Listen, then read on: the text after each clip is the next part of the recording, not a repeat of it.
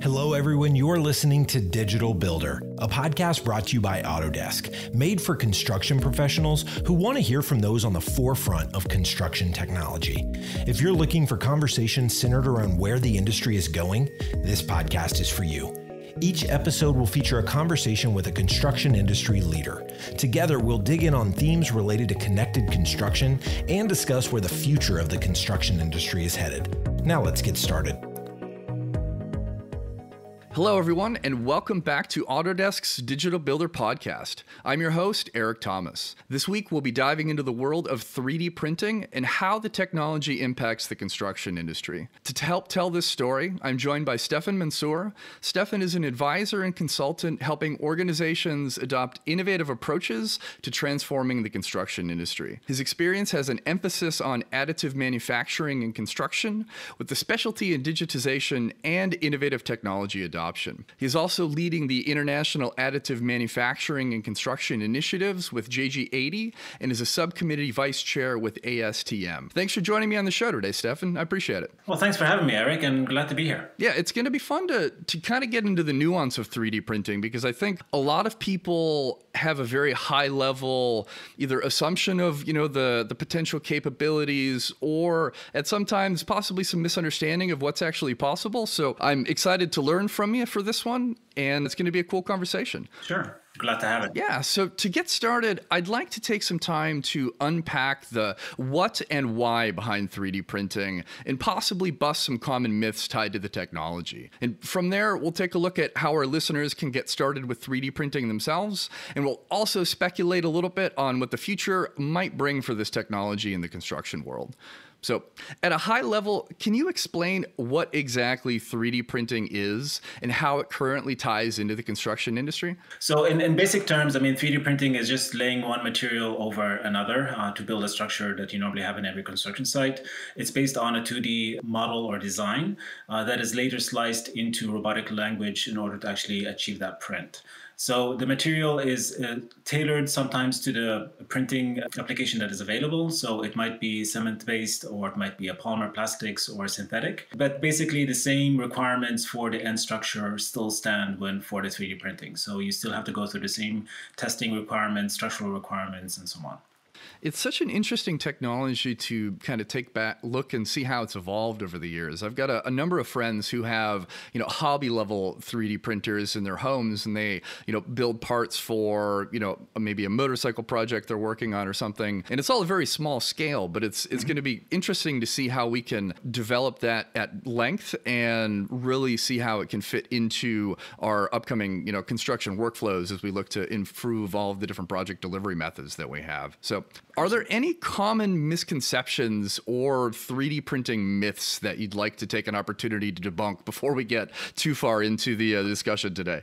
Yes, I have quite a few. And it's one of them is that 3D printing is actually a new process, and it's still at the very early stages. And this is one thing I'd like to sort of debunk. The first 3D printing machine actually was created in the 1930s and 1940s by Urschel, a company called Urschel based in Indiana. And they actually printed several structures, and the same technology is actually still being used by various technology providers today. So they're actually incorporated reinforcement, the way they actually printed a dome roof. Even they actually printed an extension to their headquarters in Indiana, which actually still stands today. So people who actually want to visit that 70 or 60 years later can actually see that structure. So it's not a new technology. It just started off in the 1930s and 40s, picked up again back in the 1990s with Dr. Kushneris and Corto Crafting, and since then it's just picked up speed. So to say that it's just very early and it's something new, I would like to say no. There's a lot of advancements that are happening in material technology and so on. So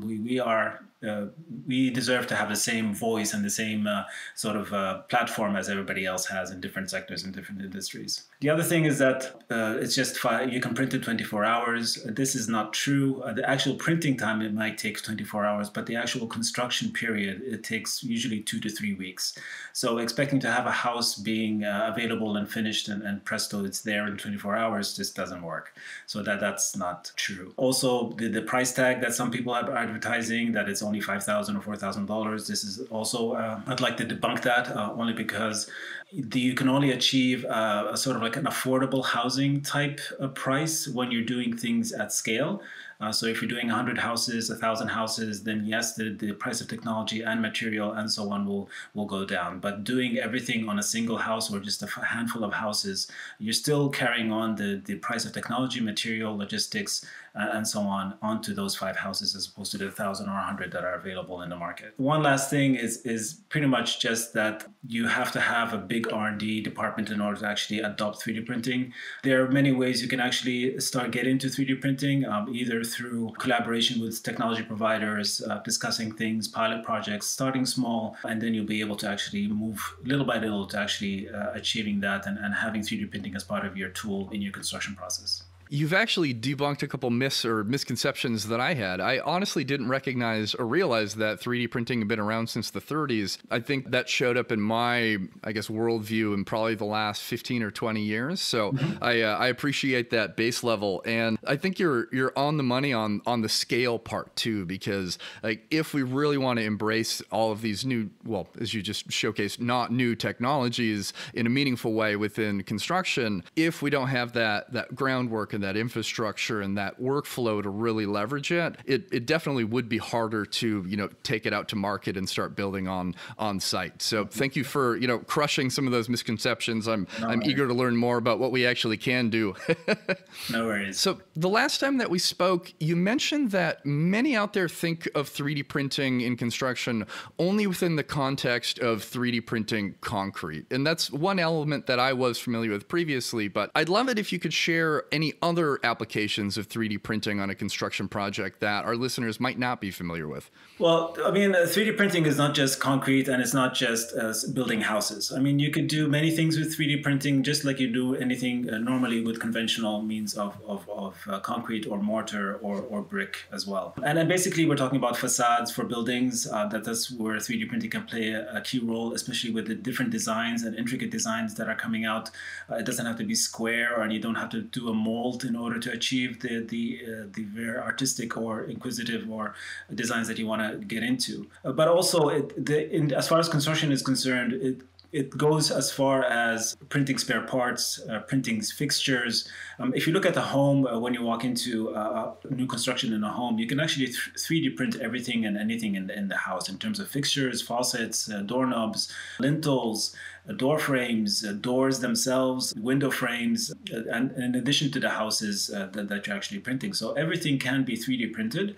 It's just a matter of how far do you want to go and how scalable is this in terms, and also affordable when you're talking about investments and money that you're going to put in.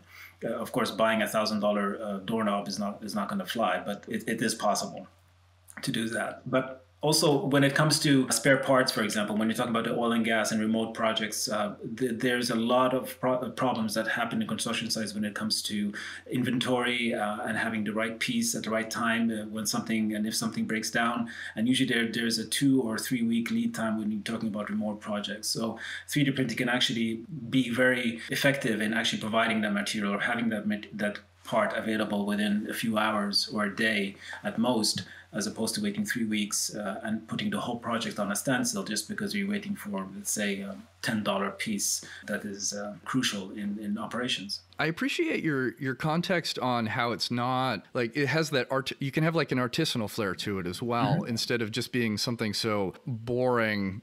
If you have the technology to implement at scale, it kind of makes me think back to a recent episode we had on prefabrication, and we debunked the myth that prefab is only cookie cutter boxes and is, very boring design elements. And it sounds like that's, relevant here as well. So the compartmentalization of uninteresting, I guess, potential for 3D printing should be, clearly debunked. It's just really dependent on how you're out there implementing it. But I also really love your insight on that remote type of project. And I think supply chains are something everybody right now is super familiar with just because we're in a very unique circumstance. But I worked on a number of projects when I was with one of the prior GCs I worked for that were in remote or imminent danger environments. And waiting for materials was one of the most challenging logistical issues that we dealt with.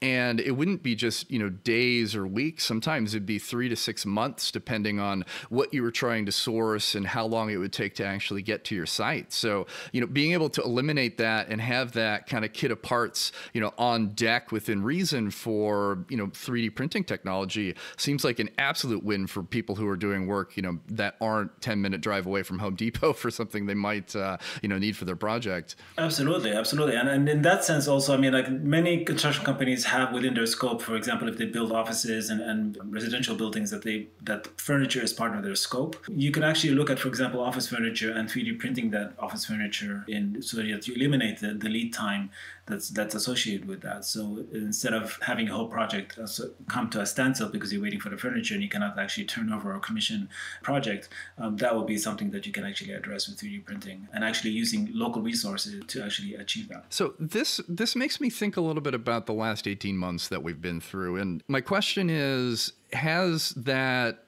supply change tied to the pandemic increase the interest or visibility that 3D printing has had in the construction space? Yeah, very much so. When you look at the lead times when you had the ports closed and shipments were delayed and the material was at the very high shortage, and also labor shortage as well. Just for looking at the labor shortage in itself, and also another thing that I'd like to explain is that 3D printing is not here to replace any labor. We're actually trying to supplement the labor force that is actually decreasing with each passing month and year. And the younger generation is not actually too enthused about getting into construction, only because nobody wants to work outdoors in extreme heat and extreme cold temperatures and actually exposing themselves to very hazardous environments.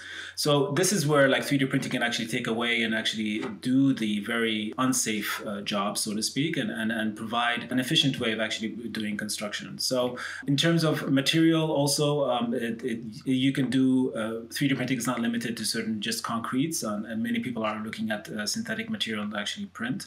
And that could be sourced locally, or actually, for example, sourced from a local provider, bringing in circular economy into that as well. So there are many ways that the 3D printing opens the doors for actually using different materials to achieve the same structural elements that we're used to. And the labor part of that conversation is such an important one, especially the very clear point that this isn't a replacement intention. This is augmentation. It's basically leaving people to do the things that they do best, or creating that safer environment instead of taking away opportunities. And I've had similar discussions tied to artificial intelligence and machine learning and such. Mm-hmm. And once we start combining all of these things, especially with, as you alluded to, the ongoing challenge with finding skilled labor to, build the world that we live in, finding ways to leverage technology like this is just going to become more and more important, especially as, the platforms converge and the systems communicate with each other even more than they ever did in the past. So yep. It's an exciting moment, although I do hope that we find more ways to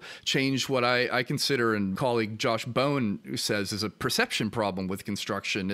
There is some really cool stuff that our peers get to do. There's awesome technology. There's great opportunities. It's just making sure that people understand it's not pushing wheelbarrows and, digging holes. It's, you're out there laser scanning and 3D printing and, using all kinds of really cool technology to get the job done. Yeah, in that sense, there are many disciplines that still are still needed in the construction sector. So, we just print the walls, and maybe in the future we'll print the slabs and the roofs. But the electrical and the plumbing and all the finishing, internal, the tiling, that's still needed. And so far there's no way to actually automate that at this stage. But also, I try to reference a survey or a study done by the United Nations that by 2030 you have a world population that's supposed to grow by 3 billion. In order to accommodate that growth, but also to supplement for the already housing shortage that we have, you have to build a city the size of Paris every week for the next 40 years. So that's in itself is a lot to ask for in a very shrinking labor force. So 3D printing is just a means to actually help build those houses and infrastructure that is required for the growing population that's coming ahead. It's a huge challenge too, because even outside of I'd say probably the most common conversation point here in the US specifically tied to housing is just, cost, but it's not even necessarily just a cost conversation, it's an access conversation. If there isn't housing to support the amount of people that need to live in a place, the problem is immeasurable. And if we don't have resourcing and ability to augment the workforce that we do have to meet those needs, the challenge and the prices and everything else are just going to, spike in a way that I don't think anybody wants to see. It's a big deal. Yeah, it is. It is. And just one of the biggest clients now, or the biggest adopters of 3D printing, is Habitat for Humanity. I mean, and they've done that in different places in the US, but also come spring of next year, they're actually going to have here in Canada as well, a few houses that are going to be printed as well. Nice. It's great to hear that people are starting to find ways to, meaningfully leverage this technology. And I do think it's something that everybody listening should explore within the construction ecosystem. But what is really blocking our industry from further embracing 3D printing on the job site? Like, it seems like we've made a case that this is something that is here and available now, should people choose to take advantage. But what's blocking us from rolling it out tomorrow? The biggest thing, one of the driving factors of anything in construction is standards. Nobody builds anything without referring to certain specific standards that they have to adopt in order to say, okay, this structure is safe, this structure can stand for the next 20, 50 years, and we can actually sign our name to it and commission it and provide a sort of, like, if it's a house, a certificate of residency, and be able to sleep at night knowing that this roof is not going to fall on the people that actually live in that house. And this is usually I would say it's not, the construction sector is not technology adverse, that they're pushing back because they're used to the way they're doing things for the past 100 years or plus more. It's not that. It's pretty much that they have a lot of responsibility on their shoulders, that they have to deliver safe structures to ensure that these structures stay standing, provide a safe dwelling for the people who live in them. So if any pushback comes from the construction sector, it is based on that, not because they don't want to embrace technology, but just because there's a lot of concern.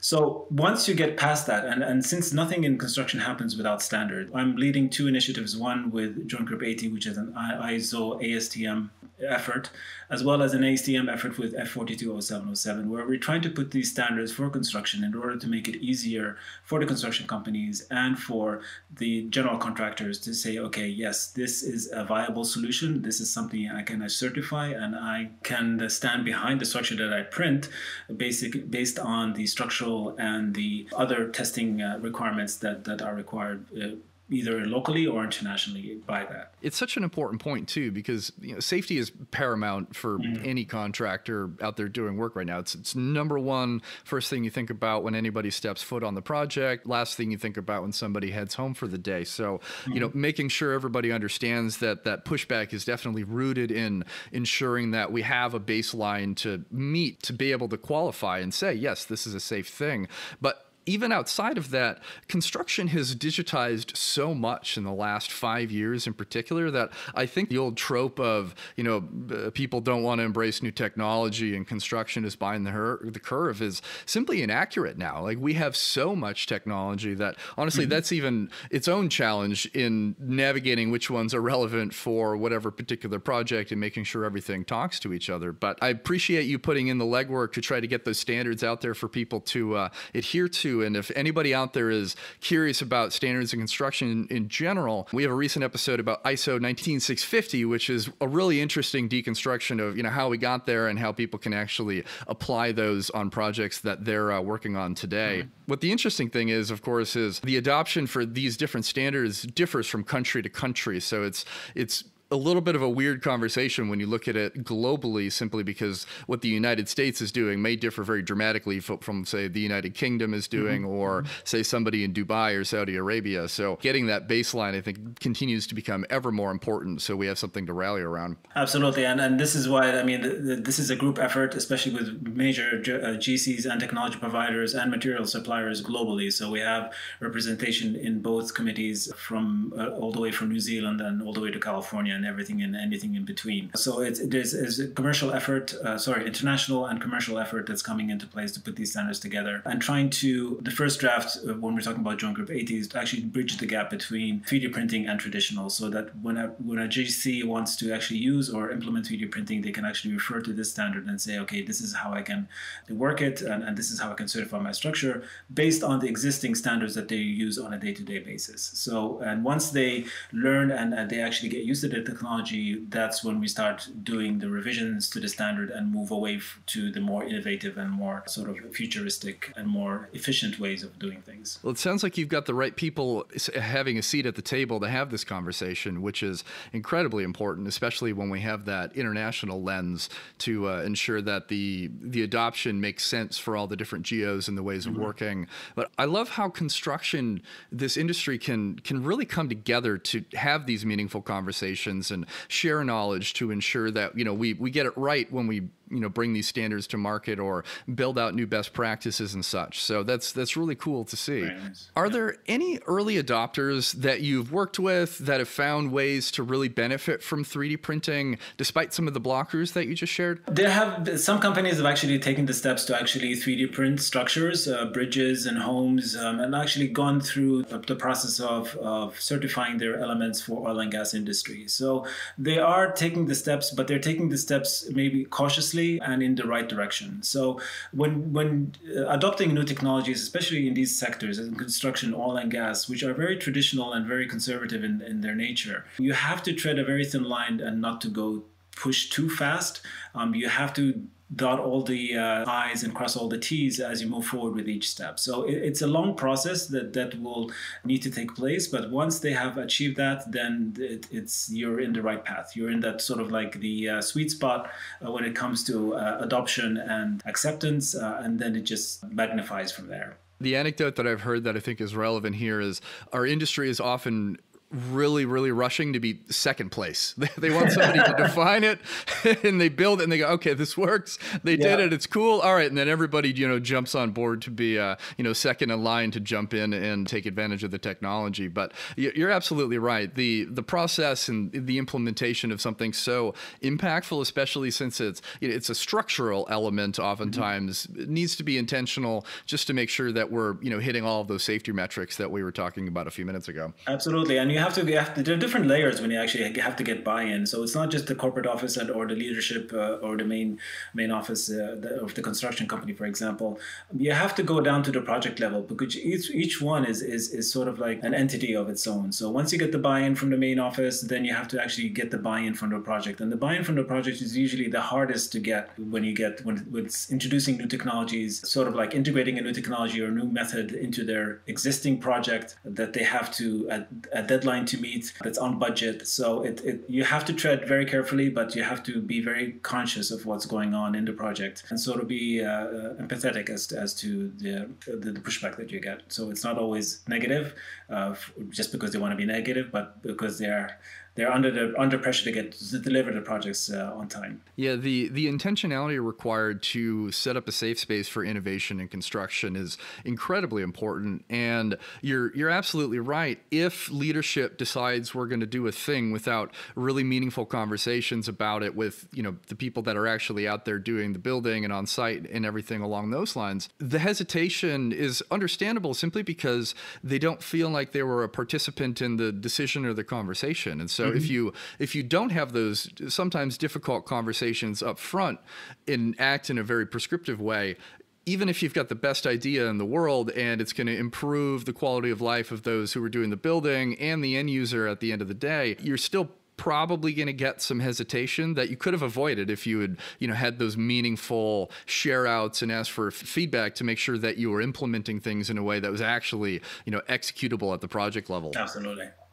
So I think we've done a really nice job of showcasing the what and the why using 3D printing in construction. So I'd like to take a little bit of a closer look at the how, and then maybe if we have some time, make a couple predictions about what's coming in the future. Sure. So where would you suggest our listeners start if they're eager to adopt 3D printing at their own organizations? Yeah, another misconception that we need to rebuff is that you buy a 3D printer and presto, everything's going to work. And that's not the case. You have to think of 3D printing just like you would do any other piece of equipment in your construction site. So you're not going to buy a multi-million-dollar piece of equipment to sit on your construction site and now scratch your head and figure out, okay, how am I going to use this? You have to address a pain point within your construction or the way you do your operations or your business where you think that 3D printing can actually address that, and that's where you invest into the technology and come in and resolve that. So first you address your pain points, and then you sort of find the right technology to actually resolve that pain point. There are many different variations and versions and materials out there when it comes to 3D printing, so not one solution fits all. It depends on what your scope is for your project, but also depends on what you have investment in terms of finances and how much you can actually invest in these technologies and materials. So always start small, always address a pain point. You don't have to get into full-fledged $1.5 million in investment to buy a piece of equipment and then try to figure out, well, what is my ROI and how soon can I get my money back type thing. Collaboration is key. Find the right partner, and then different technologies can be used for different projects. So it's not one solution fits all type thing. And I love that approach to really narrowing the focus to figure out where those easy wins are to build on too, because it does a couple things. One, like you said, your scale of implementation isn't as staggering as it might be if you went, all right, we're going to go buy, 5 of these massive machines and then see what happens. So you get to, dip your toe in and say, okay, like here's an element where we can control it. We understand what the ROI might be and kind of build on that. Mm-hmm. And if you do prove that case, if you do get your quick win and you say, oh, wow, we streamlined that workflow, that end deliverable is better quality than it was, we save money, whatever that, that goal might be, that's something that you get to go to the other project teams now and say, with really meaningful data, this is how this improved how I'm doing X on this project. You can do this too, and we can also apply it into these different areas. And then you just start spreading it out into the different elements. And then, suddenly you've got $15 million 3D printers and you're, going for gold. But you're absolutely right. Starting intentionally is like, I think for any technology adoption, the right place to kind of build your baseline from. Yeah, and then buy-in is a big thing, especially when the end consumer, because the end consumer is going to look at this and say, okay, well, this is not something I'm used to. So like if you start from urban furniture, people can touch it and feel it and see it. They can take a sledgehammer to it and see how durable it is. And then from urban furniture, move to formwork, from formwork to retaining walls, from retaining walls to structural elements, to actual physical houses and structures and bridges. So just one step, start small and move one step at a time, and the more buy-in you get and the more people are comfortable with it, that's how it will actually achieve and come through to it. And it seems like it's something that makes sense to consider adopting too, with looking for off-site opportunities for getting less people to be, out on the project site. So much like prefabrication and other more streamlined elements of a building that we've been implementing at a higher rate in the last year and a half, feels like 3D printing could easily slip into that space too, to, more safely control your project, have less people out on site. And then in turn, you've got a safer working environment for everybody because it's more controlled. Absolutely. I mean, you could do on-site, off-site, and you could do industrialized construction where 3D printing can actually play a key role as well. So, I mean, there's different ways, and it's very adaptable to different environments and requirements for each project. So is 3D printing something our listeners could consider leveraging to help meet sustainability goals? Oh, absolutely. I mean, just looking at the waste that each construction site actually produces, you could actually take the wood that is discarded from the formwork and actually turn that into dust and print furniture, for example, or print other means that can be used for your structures. We're looking at, for example, recycling plastics, and polymers. And there are several initiatives away from construction, but I mean, they are companies out there that are taking, for example, ocean waste and trying to print taking the fish nets that are being discarded in all these oceans and actually recycling that into pellet form and actually printing items from that. When I talk about the scope of 3D printing, it goes far and wide. I mean, there's a company in Sweden that actually printed a coffee station out of recycled coffee grounds. So they actually took the waste from the coffee grounds and printed a coffee station that even smells like coffee when you try to go get coffee. So, I mean... There's I like so that. many things out there. We are notorious in the construction sector for waste. All that discarded wood, all that discarded metal, plastics can actually be recycled, and we can actually do something with that in terms of either printing frames or window frames, door frames, or furniture or anything like that. So the possibilities are there. It's really cool to hear the fact that it could be like a very contained part of your sustainability goals tool, where you could literally say like our formwork in turn was turned into furniture that is useful, nice, and meets the exact, specifications of our customers. So as you said, anything we can do to reduce waste as an industry is paramount in just really improving our footprint in the entire world. So thank you for kind of giving that context, especially as it steps outside of just the bounds of construction and really, has a very widespread potential impact on just the world in general. It's a cool technology. Yeah, and I mean, just for a simple reference, I mean, like us as a big, I was working for a big general contractor based out of Europe, and we were growing exponentially when it came to like office space and desks and chairs and so on. And then every time we moved, or every couple of years, they would actually take the old furniture and put new furniture in there. But then the old furniture would sit in storage after spending so much money trying to acquire that furniture.